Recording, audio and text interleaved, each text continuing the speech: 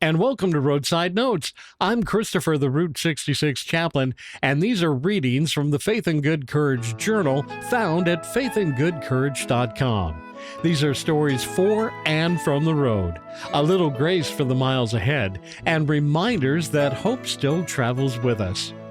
This journal, Kindness Costs Nothing, is from my entry on June 25th, 2026. Kindness costs nothing.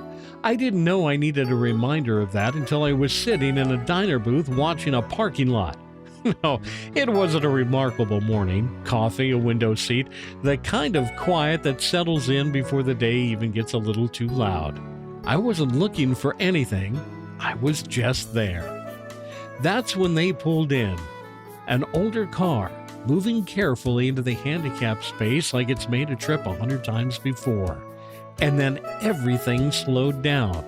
He was old, fragile in a way that men who were once very strong sometimes become. Getting out of the car took everything he had. You could see it in the way he gathered himself, the pause before the push, the quiet determination in his face.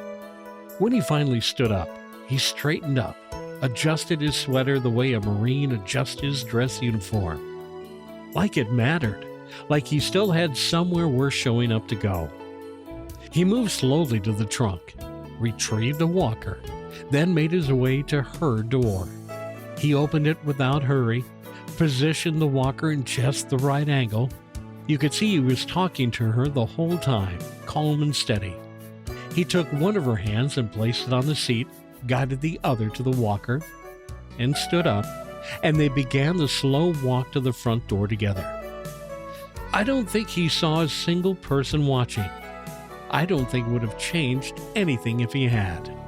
I don't remember getting up. I don't remember crossing the diner or pushing through the door to hold it open. I don't even remember what I said as I walked them to a table. A proper table with room for the walker, not a booth.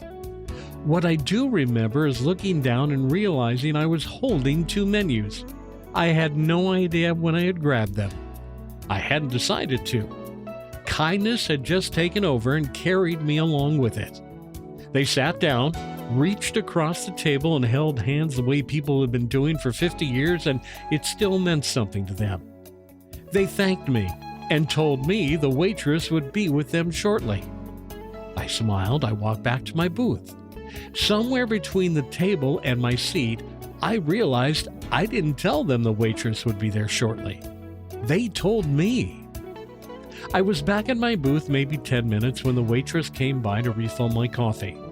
She leaned in just a little and said thank you. She said she had seen the whole thing from the back of the restaurant and hadn't been able to get out from behind the counter in time. Then she topped off my coffee and was gone before I could say a word. I've thought about that morning more times than I can count. Not because anything dramatic happened, because nothing dramatic happened. An old man loved his wife well in a parking lot. A stranger held a door. Two menus got grabbed without thinking. That's all it was. Now, the Greater Good Science Center talks about acts of kindness that have a ripple effect, and it extends far beyond the moment itself, touching not just the people involved, but anyone who witnessed it. I believe that wholeheartedly. I felt it from a booth with a coffee cup and nothing better to do but pay attention. It connects to something I wrote about before when kindness takes a wheel. The kindness doesn't always wait for permission or a plan. Sometimes it just moves and takes you with it. Kindness costs nothing, but what it gives back is something you carry for a very long time. In my roadside reflection, kindness costs nothing. Not the door you hold, not the menu you grab without thinking, not the few moments you spend walking someone to their table that they can actually sit at. That man in that parking lot wasn't performing for anyone.